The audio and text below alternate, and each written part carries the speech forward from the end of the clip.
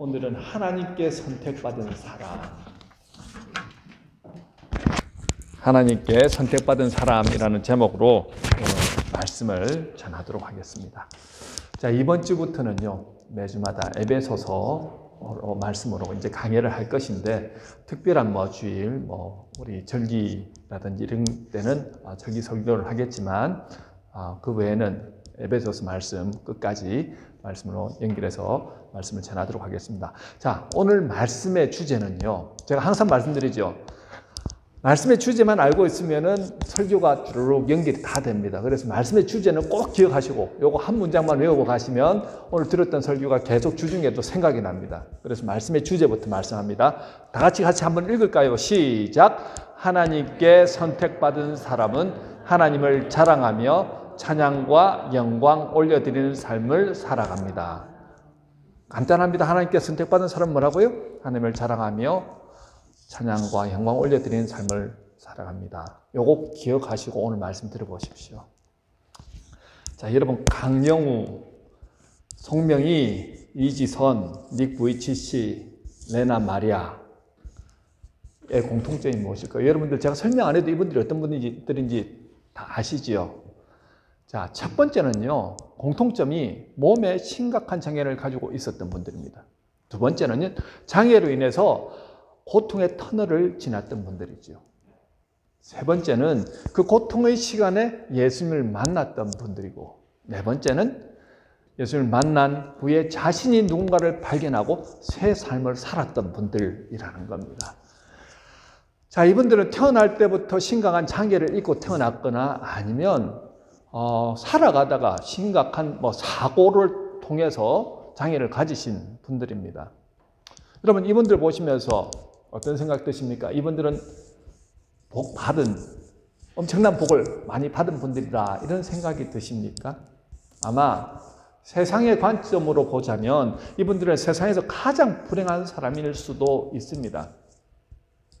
가장 불쌍한 사람들, 누군가의 도움이 없이는 살아갈 수 없는 그런 연약한 사람들처럼 보일 수 있습니다. 그런데요, 이분들의 특징이 무엇인 줄 아십니까?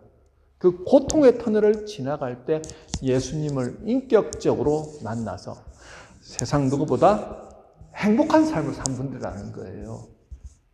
이처럼 예수님을 인격적으로 만난 사람들은 삶이 변화됩니다. 자신의 환경과 상황을 보면 너무 열악하고 힘들어서 참 살아가겠나 싶은데, 그들이 삶은 세상을 변화시킬 만큼 하나님의 은혜로 가득 차 있다는 거예요. 내게 힘주신 자 안에서 나는 무슨 일이든 할 수 있다는 그 사도 바울의 고백이 이들에게도 똑같이 적용이 되더라는 것입니다. 자기만 만족하면서 사는 게 아니고요, 그 빛이 흘러넘쳐서 세상 사람들에게 선한 영향력을 끼치는 삶을 살더라는 거예요. 우리는 그들을 보면서 뭐라고 생각합니까? 진정으로 세상이 알 수 없는 신령한 복을 받은 분들이다 라고 고백할 수 있습니다. 사랑하는 성도님들은 자신이 복받은 분들이라고 생각하십니까? 아멘 하시는 분도 계시네요. 감사합니다. 그런데 어떤 분들은 그런 것 같기도 하고 아닌 것 같기도 하다고 생각하고요. 또 어떤 분들은 지금까지는 잘 몰랐지만 앞으로는 아마 복을 많이 받게 될 것이라고 생각합니다. 그런 분도 계실지 모르고요. 또 어떤 분은 복은 고사하고 저주라도 풀렸으면 좋겠습니다, 이렇게 생각하시는 분도 계실지 모르겠습니다. 자, 오늘 본문에서 본문 3절에서 사도 바울이 이렇게 말씀합니다. 찬송하리로다. 하나님 곧 우리 주 예수 그리스도의 아버지께서 그리스도 안에서 하늘에 속한 모든 신령한 복을 우리에게 주셨다라고 말씀하고 있습니다. 자, 지금 사도 바울은 어떤 상황 가운데 처해 있냐면요, 지금 그는 로마 감옥에 갇혀서 에베소와 그리고 소아시아의 여러 교회들에게 이 편지를 지금 적고 있는 상황 가운데 있습니다. 지금 그의 나이가 거의 60이 넘었기 때문에 인생 말년이라고 생각하고, 여러 가지 또 질병도 있었고 지금 감옥 안에서 열악하고 힘든 상황 가운데 있으면서 그가 과연 에베소 교인들에게 무엇을 전하고 싶었을까요? 오늘 본문에서 그는 에베소 교인들, 흩어진 소아시아 여러 교회 교인들, 뿐만 아니라 자신도 포함해서 모든 그리스도인들을 향해서 말하는 거예요. 그리스도 안에서 하늘에 속한 모든 신령한 복을 받은 사람들이 누구라고요? 그리스도인들이다라고 말하고 있는 겁니다. 도대체 그리스도 안에서 하늘에 속한 모든 신령한 복은 어떤 복일까요? 자, 우리가 복이라고 하면 보통 오복을 말하죠. 여러분, 오복하면 어떤 생각이 듭니까? 오복, 간장, 뭐 이렇게 생각하시는 분도 계실지 모르겠지만, 오복이라고 하면요, 사서상경 중에서 서경에 이제 5가지 복을 말하지 않습니까? 첫 번째, 수, 오래 사는 것, 장수를 말합니다. 두 번째는요, 부자가 되는 것. 세 번째는 강령, 건강한 것. 네 번째는 유호덕, 남에게 선행을 행하고 베풀어서 덕을 쌓는 것. 다섯 번째, 고종명, 천수를 다하는 것. 즉 질병 없이 살다가 고통 없이 편안하게 일생을 마치는 것이 이 5가지 복이라고 생각해요. 그런가 하면 이제 중국의 제중시편에서는 오복을 이렇게 말합니다. 첫 번째는 같죠. 수, 장수하는 것. 근데 두 번째부터 조금 다릅니다. 두 번째가 미심술, 고운 마음씨를 타고나는 것. 이것도 복이라는 거예요. 세 번째는 호독서, 공부를 많이 하는 것. 네 번째는요, 가정, 집안에 재산이 있는 것. 다섯 번째는 행세, 사람된 도리를 하며 사는 것이라고 이 5가지를 말합니다. 자, 이처럼 그 시대나 나라와 문화에 따라서 복의 정의가 조금씩 달라지고는 있지만요, 공통된 점이 무엇입니까? 건강하게 오래오래 부자로 살다가 편안하게 죽는 것이 복이라고 생각한다는 거예요.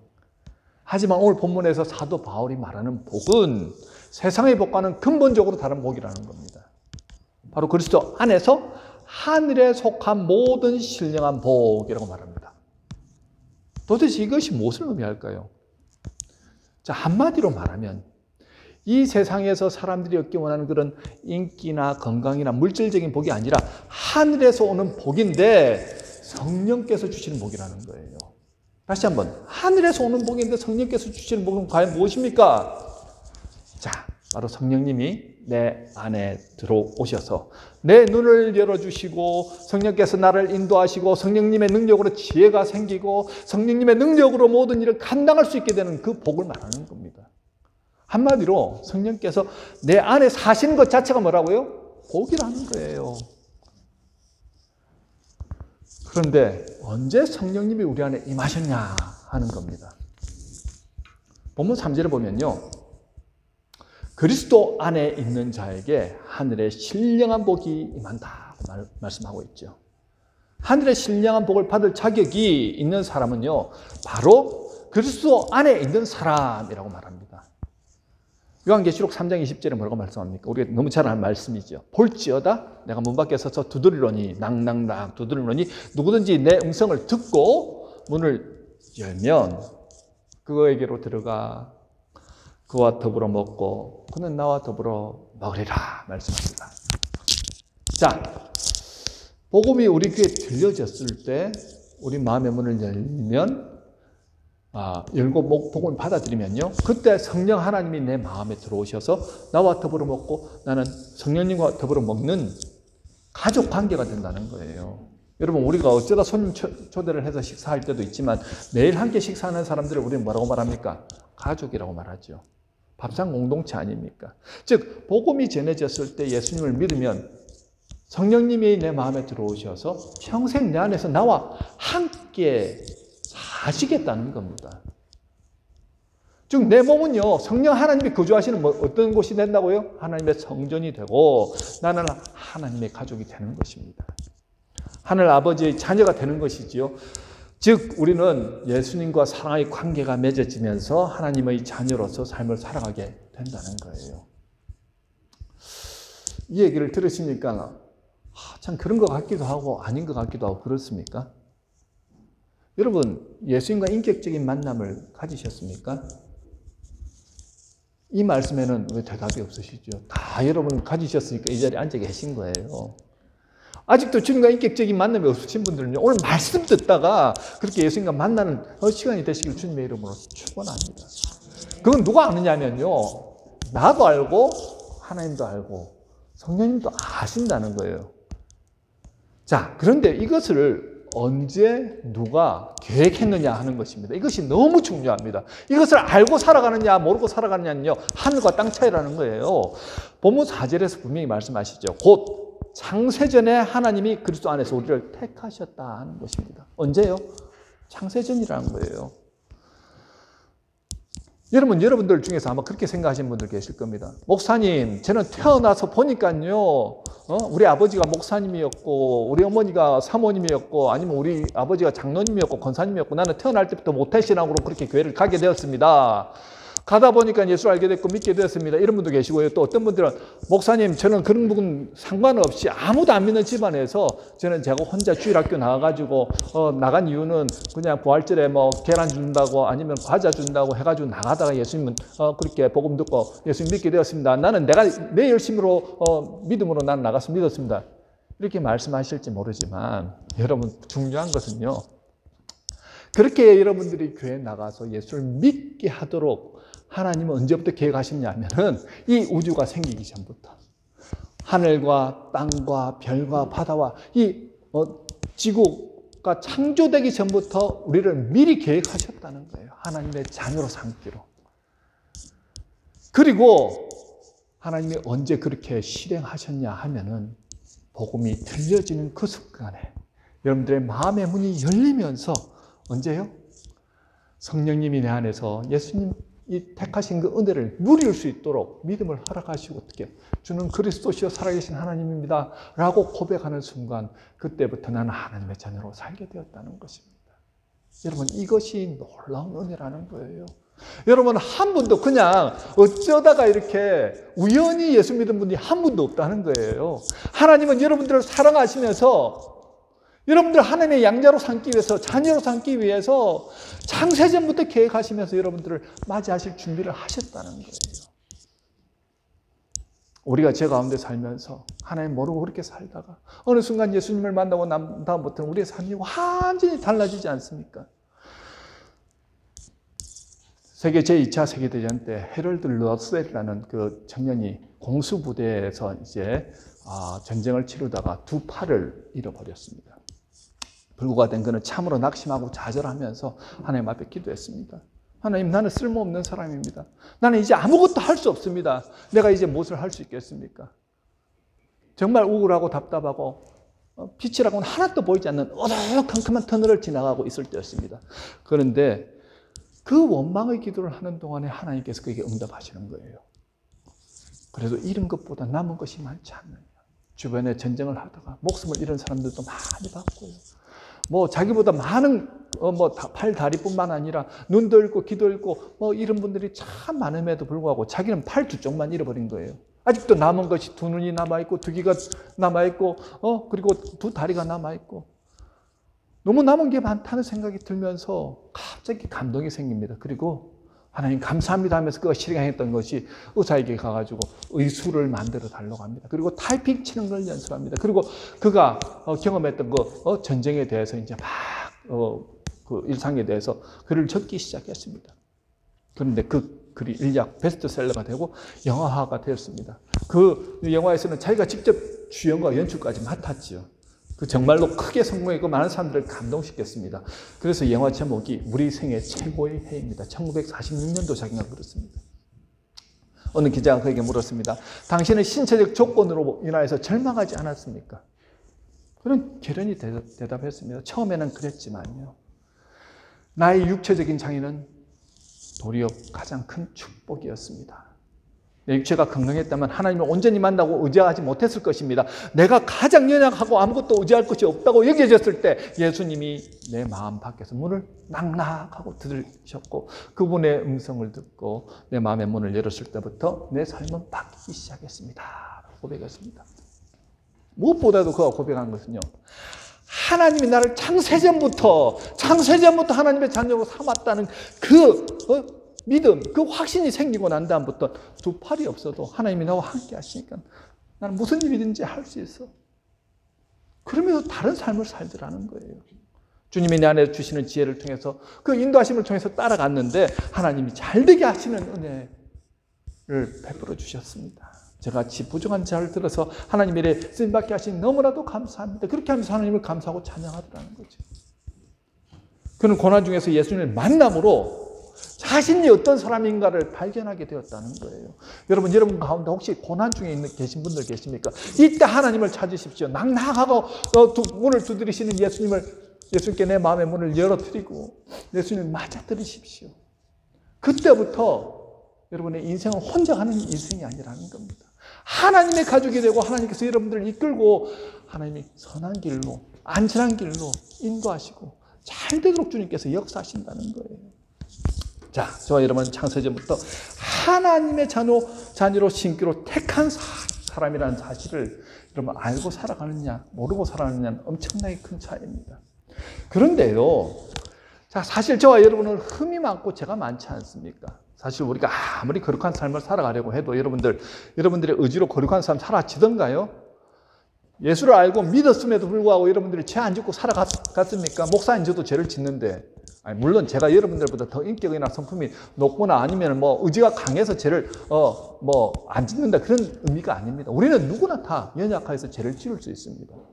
그런데 오늘 본문 4절 5절에서요 분명히 우리 힘으로는 거룩과 경건에 이룰 수 없는데 4절 5절에서 뭐라 합니까? 꼭 창세전에 그리스도 안에서 우리를 택하셔서 우리로 사랑 안에서 그 앞에 거룩하고 흠이 없게 하시려고 그 기쁘신 뜻대로 우리를 예정하사 예수 그리스도로 말미암아 자기의 아들들이 되게 하셨느니라고 말씀합니다. 자, 여러분, 하나님은 거룩하신 분이기 때문에 하나님의 자녀들도 거룩한 사람, 흠이 없는 사람이 되어야 된다는 거예요. 그런데 우리 자신들을 바라보면 도저히 하나님의 자녀들로서는 살아갈 수 없는 존재들이라는 거죠. 자, 거룩이라는 단어가 히브리어에서는요, 세상의 부정한 것과 구별되어서 하나님께 봉헌된 상태를 의미합니다. 하나님께 봉헌된 상태예요. 그 다음에 흠없는 이라는 단어도 도덕적, 정교적으로 허물이 없는 완전한 상태를 의미합니다. 사실 우리도 원래부터 죄인이었을 뿐만 아니라 날마다 죄를 짓고 살아가는데요. 어떻게 완전함이 거룩하신 하나님 앞에 설 수 있겠느냐는 거예요. 그러나 사도 바울은 그 일이 가능하다라고 말씀하죠. 어떻게 가능합니까? 오늘 본문에 분명히 나오잖아요.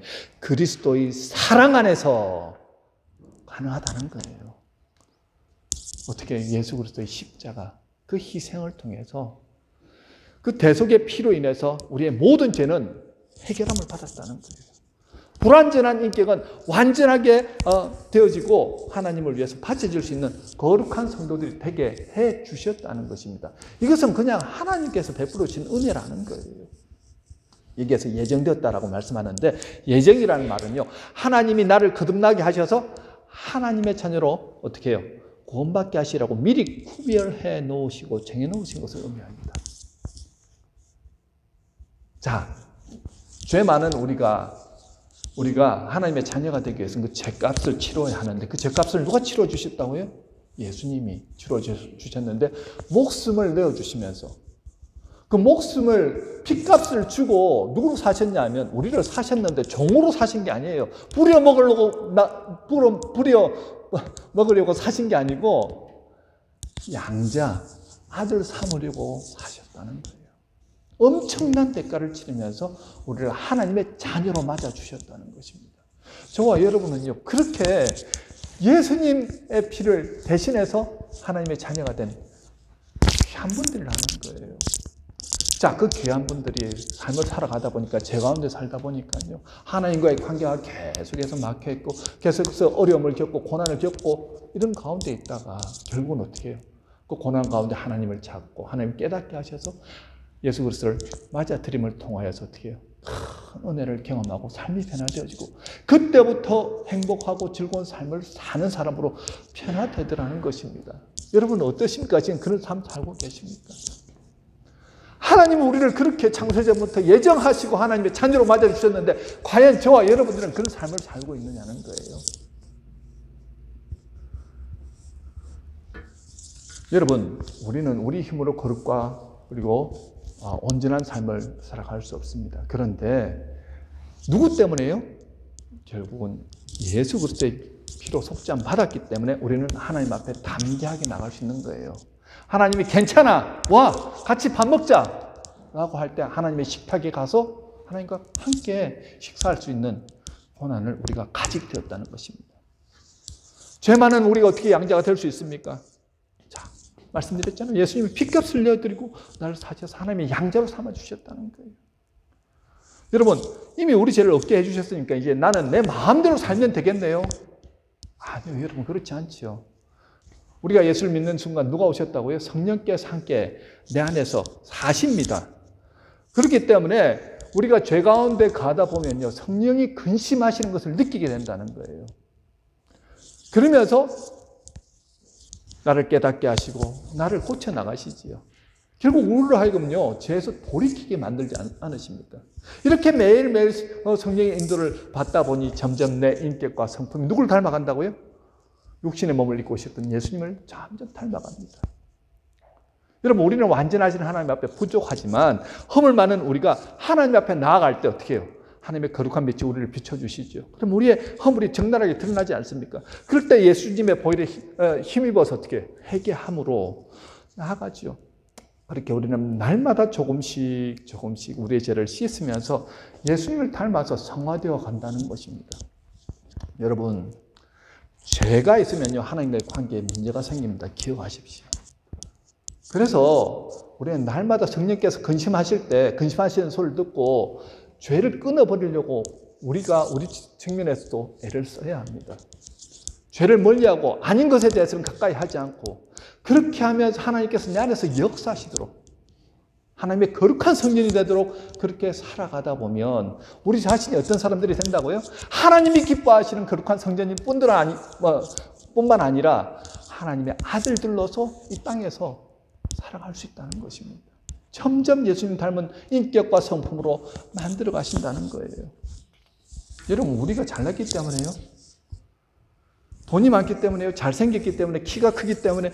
좋은 학교를 나왔기 때문에? 남다른 재능이 있는 능력이 있기 때문에 하나님이 우리를 자녀로 삼아주신 게 아니라는 거예요. 보잘것없고 능력 없고 내세울 것 하나 없고 착하지도 않고 죄도 많이 지었음에도 그저 나를 사랑하셔서 나를 하나님의 자녀로 삼겠다고 작정하시고 예정하시고 그렇게 해서 어떻게 해요?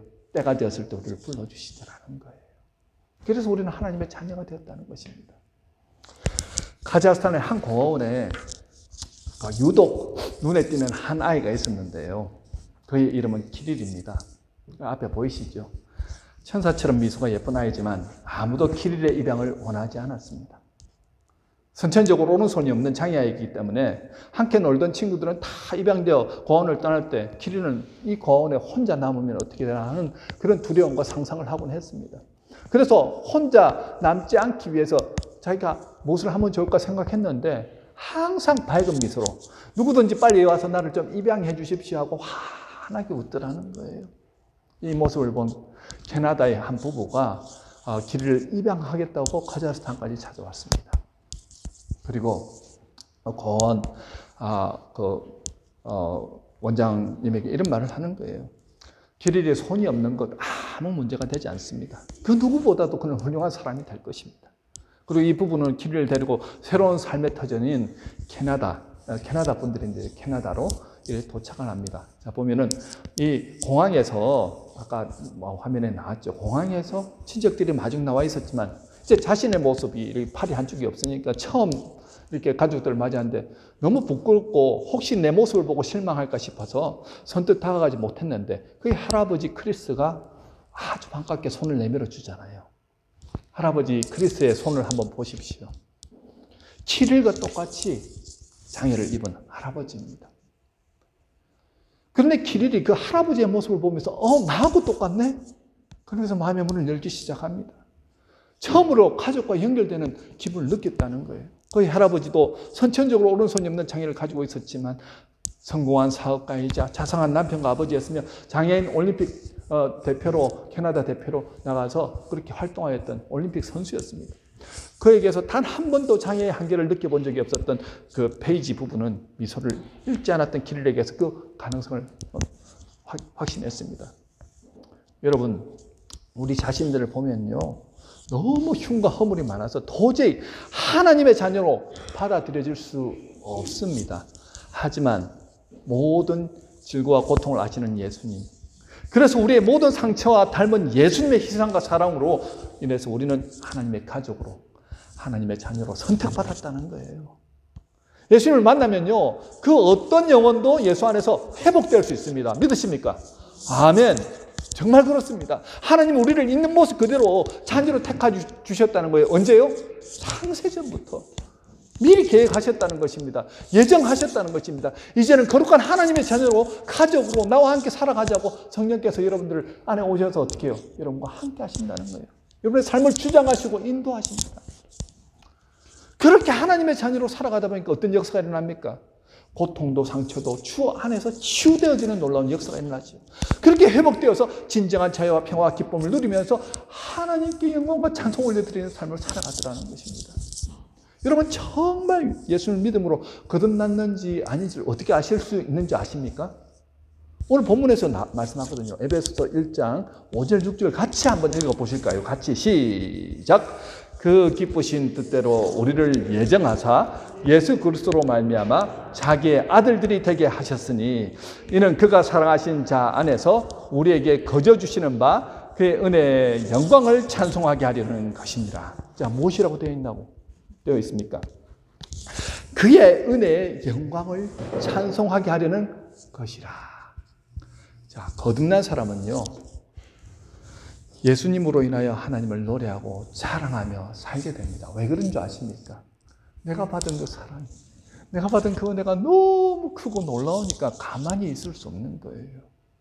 이사야서 43장 21절에 뭐라고 말씀합니까? 이 백성은 내가 나를 위하여 지었나니 나를 찬송하게 하려 하느니라. 오늘 저와 여러분이 하늘로부터 오는 신령한 복의 주인공들입니다. 여러분 믿으십니까? 여러분 중에는요, 하나님께 영광의 찬송을 돌리는 삶이란 뭔가 특별한 헌신을 통해서 하나님의 이름을 높이는 것이라고 생각하시는 분이 계실지도 모르겠습니다. 저 가끔씩 여러분들 연예 대상이라든지 아니면 뭐 이렇게 영화제, 뭐 청룡 영화제라든지 이렇게 크리스찬들이 뭐 대상을 받았든지 상을 받을 나서 하시는 말씀, 하나님께 영광 올려드립니다. 이런 말씀 하시잖아요. 사실은 지금처럼 기독교인에 대해서 안 좋은 그런 인식이 있는 때 나가지고 용기 있게 하나님께 영광 올려드린다 이 말 하는 것 보통 일이 아닙니다. 대단한 거죠. 하나님 그것을 통해서 영광 받으십니다. 또 어떤 분들은요, 정말 힘든 개척교회를 시작해가지고 몇천 명이 모이는 교회를 탁 이렇게 해서 하나님께 영광 올려드리는 분들도 있습니다. 자, 그것도 영광 올려드리는 것일 수 있죠. 그런데 여기서 중요한 것은 어떤 행위를 통해서 하나님께 영광과 존귀를, 찬양을 올려드린 것이 아니라 내가 하나님이었고 내가 왕이었던 사람이 예수 그리스도로 인해서 변화됨으로 내 삶의 목적이 그 하나님의 은혜에 감사하고 그래서 찬양하게 되고 영광 올리게 되는 삶으로 변화되는 것. 우리 존재 자체가 그렇게 변화된다는 거예요. 그렇게 사는 게 너무 좋은 것입니다. 그러니 내가 하는 모든 일들은 하나님 은혜에 감사해서 하나님께 영광과 찬송 올려드리는 일이 된다는 거예요. 목적 자체가 그러니까요. 내가 공부하는 것도 여러분들 자녀들에게 공부하라 할 수 있지만 나중에는 그것이 지나고 나서는 어떻습니까? 잔소리로 이렇게 느껴지는 경우가 많거든요. 그런데 예수님을 만나잖아요. 예수님을 만나면 아무리 어린 친구라도 삶의 목적을, 방향을 딱 잡습니다. 하나님이 내가 공부하는 것을 원하시는구나. 목적을 하나님께 영광 올려드리기 위해서 그렇게 공부를 시작하더라는 거예요. 비전과 꿈을 가지고 내가 서 있는 그곳이 하나님께 영광 올려드리는 곳인가를 알고는 그때부터 열심히 누가 하라고 말하지 않아도 공부하더라는 거죠. 그뿐입니까?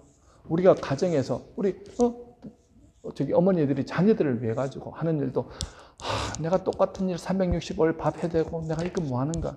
여러분 그러면은 도움이 하나도 되지 않습니다. 그 밥 먹으면서 물론 영양가 있게 짓긴 했지만 그만큼 기쁨이 흘러넘쳐서 하시는 밥과 하기 싫어가지고 억지로 하는 밥의 차이는 엄청나게 크겠죠. 그런데 이 가정을 내게 맡겨주셨고 내가 이 가정을 통해 가지고 최선을 다해서 하나님께 영광 올려드린다는 마음으로 밥을 짓고 우리 가정을 서포트하고 가사일을 한다고 생각해 보십시오.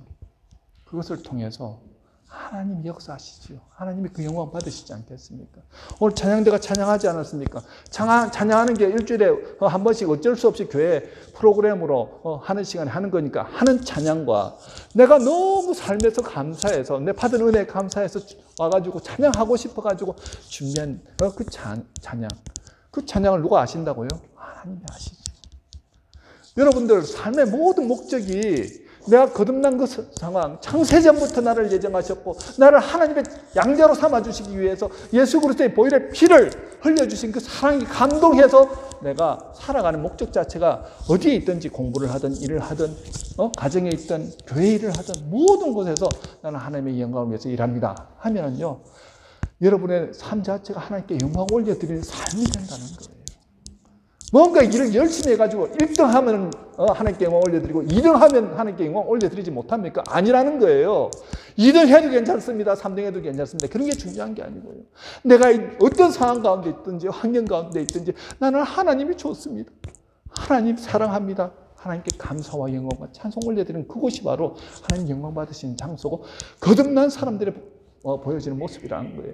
다윗이요, 사울 왕에게 쫓겨다닐 때 13, 14년간을 어디에서 지냅니까? 동굴에서 지내고 들에서 지내고 하물며 블레셋까지 가서 지냅니다. 사실은 그는 성소에서 하나님께 예배드릴 때가 제일 좋았죠. 하지만 성소에서 제대로 제사도 드릴 수 없고 지금 동굴에서 쫓기고 있는 상황 가운데서 그는 하나님의 은혜가 너무 감사해서 기쁨으로 하나님 앞에 그 자리에서 예배를 올려드렸다는 거예요. 하나님이 그 예배를 기뻐 받으시더라는 거예요. 여러분, 하나님은 여러분들을 예배자로 또 여러분들의 찬양을 기뻐 받으십니다. 우리가 할 것은요, 그저 주신 은혜 너무 감사하니까 하나님, 내가 있는 모든 곳에서 나는 하나님께 영광 올려드리는 삶 살겠습니다라고 목적을 그렇게 가지고 살아가 보십시오. 하나님께서 여러분들을 잘 될 수 있도록 지혜도 주시고 능력도 주시고 힘도 주시고 사람도 붙여주시고, 그래서 이 땅 가운데서 하나님 놀라운 은혜를 여러분들이 경험하게 될 것입니다. 역전의 기회를 원하십니까? 이 변화된 삶을 원하십니까? 하나님께서 지금 하실 수 있습니다. 창세전부터 나를 택하신 그 하나님의 사랑, 그 은혜, 그것은요, 성령께서 지금 여러분들을 주관하시고 인도하시거든요. 예수로 충만한 삶 살아가 보십시오. 오늘 우리가 함께 할 찬양이 바로 그것이거든요. 예수로 충만한 삶. 자, 말씀을 냈습니다. 여러분 기억하십니까? 오늘 하나님께 선택받은 사람에 대해서 말씀을 나누었습니다. 하나님께 택함받은 사람은요, 그 존재 자체가 복덩어리입니다. 여러분들은 복덩어리입니다. 이런 사람은요, 가정에서 세상에서 변화된 삶을 살아갑니다. 예수 만난 분들은요, 기억하십시오. 인생이 분명히 바뀝니다. 상황과 환경에 영향받지 않고 우리가 가는 이곳에서 날마다 하나님께 감사하고 찬양하며 예배하고 영광 올려드릴 때 진정으로 천국을 경험하게 된다는 거죠.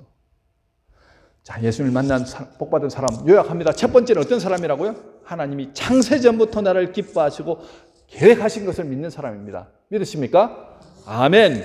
두 번째는요, 늘 성령님이 내 안에서 나와 함께 하시며 인도하심을 믿고 따라가는 사람들입니다. 세 번째는요, 나를 사랑하셔서 죄에서 구원해 주신 그 하나님을 어떻게 하고 살아간다고요?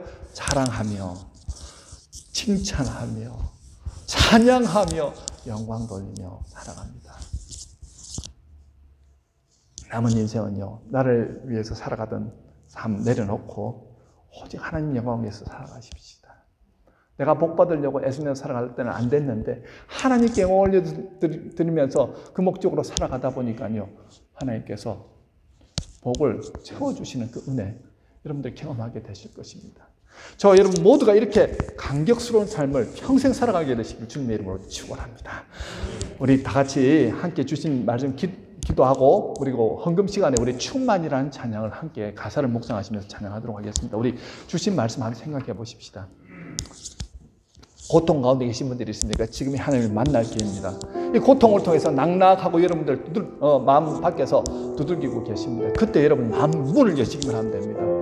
복음이 들어갑니다. 성령께서 역사하십니다. 그러면은 안 될 것 같은 모든 일들이 하나님의 은혜로 되게 되는 놀라운 역사를 경험하게 될 것입니다. 오늘 여러분들 하나님의 음성을 들으십니까? 창세전부터 내가 너를 위해서 이것을 계획하였다.